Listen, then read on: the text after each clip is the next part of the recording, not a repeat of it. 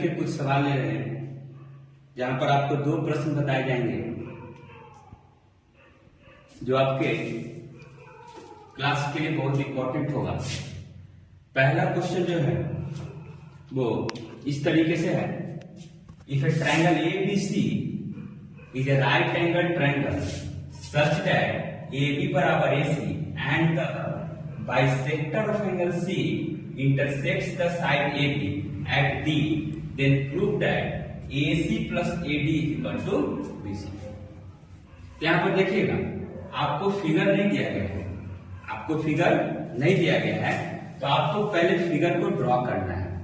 तो फिगर को जरा इस तरीके से ड्रॉ कीजिएगा जैसा कि आपको दिया गया है। ABC कैसा ट्रायंगल है? राइट एंगल ट्रायंगल है, तो ABC is a right angle triangle. उसके बाद दिया गया है कि जहां पर AB बराबर AC है, उसके बाद बाइसेक्टर ऑफ एंगल C की चर्चा की गई है।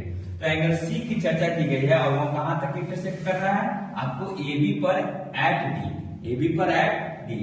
तो यहां से एंगल C से हम इस तरीके से बाइसेक्टर एंगल का डिटर्मिनेशन करेंगे, ड्राइंग करेंगे कि ये एंगल बराबर क्या हो जाएगा? ये एंगल। अब देखिएगा, तो हमें प्रूफ करना है कि AC plus AD is greater is equal to BC, is equal to BC। तो यहां देखिएगा हमें क्या दिया हुआ है? AB बराबर AC, एंगल ACD बराबर एंगल BCD, एंगल ACD बराबर एंगल BCD। और हमें कंस्ट्रक्शन में एक चीज करना होगा कि D is perpendicular to BC। इसका मतलब क्या होता है कि DEC is equal to DEB is equal to 90 degree. ठीक है, तो अब देखिएगा सॉल्यूशन की तरफ चलते हैं कि कैसे इसको प्रूव किया जाए। तो देखिए हम लोग चलते हैं कहां? Triangle DAC and DEC। तो जहां से आपको मालूम है कि DAC एंड DEC बराबर क्या है आपके पास? ये आपके पास जो है वो 90 डिग्री। कितना है? 90 डिग्री। अब देखिएगा यहां पर देखिएगा DCA एंड DCE यार इक्वल, बिकॉज ये क्या है? एंगल बाइसेक्टर का पार्ट था। क्यों? क्योंकि एंगल C क्या कर रहा था? एंगल C के पास जो है एंगल बाइसेक्टर का चर्चा किया गया है। इस तरह ये वाला एंगल DCA और DCE क्या हो जाएगा? बराबर हो जाएगा। और जैसा कि देख रहे हैं कि इस ट्रायंगल में ये ट्रायंगल हो या तो ये ट्रायंगल हो, उन दोनों में DC क्या है? कॉमन है। तो जब DC कॉमन है तो यहाँ से आपको प्रॉपर्टी आपको एक मालूम है कि बाय एस क्या हो जाएगा? Triangle DAC and DEC are congruent to each other. तो कॉन्ग्रुएंट का साइन आप लोग को ध्यान में रहना चाहिए, इस तरीके से होता है। ठीक है, अब देखिएगा जैसे ये दोनों ट्रायंगल जो है कॉन्ग्रुएंट हो चुका है तो आपको क्या मालूम हो जाएगा? आपको ये बराबर क्या हो जाएगा? ये AC बराबर क्या हो जाएगा? EC एंड AD बराबर क्या हो जाएगा? आपको DE। इसका मतलब क्या? ये कैसे हुआ आपको? Bye CPCT। तो CPCT से आपको क्या समझते हैं? CPCT से क्या समझते हैं? Congruence part of the congruence triangle. अब देखिएगा, अब हम लोग चलेंगे अपने दूसरे ट्रायंगल पर ABC पर। तो ABC से आपको क्या मालूम है? AB बराबर AC मालूम है, आपको क्वेश्चन में दिया गया है। तो जब आपको क्वेश्चन में AB बराबर AC दिया गया है, इसका मतलब क्या? AB का जो अपोजिट एंगल है वो कौन है? Angle C। और AC का जो आपको अपोजिट एंगल है वो एंगल कौन है? Angle B। तो एंगल C बराबर एंगल B। अब देखिएगा जैसा कि आप जानते हैं कि किसी भी ट्रायंगल में जो है सभी एंगल्स को जोड़ के जो है आपको टोटल जो एंगल होता है डिग्री में वो कितना होता है? 180 डिग्री। तो angle A plus angle B plus angle C बराबर 180 डिग्री। अब देखिएगा एंगल A का वैल्यू आपको मालूम था 90 डिग्री। ठीक है, एंगल B का वैल्यू आपको प्राप्त हो, एंगल B का वैल्यू आपको जो है प्राप्त नहीं है। ठीक है, मगर एक चीज आपको मालूम है कि एंगल B और एंगल C क्या है? अपने आप में बराबर है। इसका मतलब angle B as it is लिखा जाएगा और एंगल C के जगह पर एंगल B लिख दीजिएगा इज इक्वल टू 180 डिग्री। तो 90 डिग्री अगर उस तरह जाता है तो angle B is equal to 90 degree. इसका मतलब एंगल B बराबर कितना हो जाएगा? 45 डिग्री। और जब एंगल B 45 डिग्री है और आप जानते हैं कि एंगल C बराबर एंगल B होता है, तो एंगल C बराबर भी कितना हो जाएगा? 45 डिग्री। अब हम चलते हैं कहां पर? From triangle BED। इस पार्ट में चलेंगे, ये वाले ट्रायंगल में एंट्री कर रहे हैं एंगल BED। तो यहां देखिएगा ट्रायंगल BED में एंट्री करने के बाद आपको मालूम है कि एंगल B ये plus angle E plus angle D बराबर क्या हो जाएगा? 180 डिग्री। इसका मतलब B का वैल्यू तो आपको पहले ही मालूम था 45 डिग्री। और एंगल BED जैसा कि आप जानते थे क्या?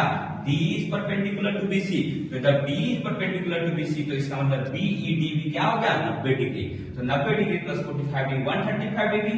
उधर RHS की तरफ जाएगा, साइन अपोजिट हो जाएगा, जो प्लस था वो माइनस, तो 135 माइनस होगा, इसके बाद जो है आपका ट्रायंगल, इस ट्रायंगल से आपको BDE का वैल्यू कितना निकल जाएगा, 45 डिग्री।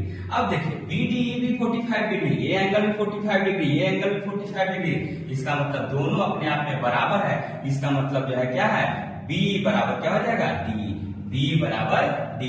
और जब B बराबर D होगा, अब एक और चीज जान लीजिए, हम लोगों ने इक्वेशन मानना पड़ेगा। पहला इक्वेशन ये हो जाएगा, सेकंड इक्वेशन ये, थर्ड इक्वेशन है। अब ये तीनों इक्वेशन का यूज करके हम अपने जो है प्रूफ वाले पार्ट पर चलेंगे। अब देखिए प्रूफ वाले पार्ट पर आपको जो है RHS में क्या दिया गया, BC, तो BC बराबर क्या होता है, BC बराबर आपको देख लीजिएगा यहाँ पर, BC बराबर क्या है, B plus C, B plus C, तो B प्लस C, और B का वैल्यू आपको मालूम है D, और C का वैल्यू यहाँ से आप देख लीजिएगा AC, C का वैल्यू क्या है, AC। तो using third and second, we are using third and first, we are doing this, ठीक है। आप देख लीजिएगा D के जगह पर हम लिख सकते हैं क्या, D का वैल्यू आपको मालूम है AD, ठीक है, तो D का वैल्यू AD एंड AC, ठीक है। अब देख लीजिएगा LHS बराबर क्या हो चुका है, RHS, तो हम अपने जो प्रूफ वाला पार्ट था वो क्या है, AC plus AD equal to BC, तो हम उस पार्ट को लिख देंगे AC plus AD equal to BC, it is proof. तो इस चीज को जरा अच्छे से समझिएगा, पहले फिगर को ड्रॉ कीजिएगा, उसके बाद जो है परपेंडिकुलर को जो है कंस्ट्रक्शन में डालिएगा, तब आपका जो प्रूफ आसान हो जाएगा।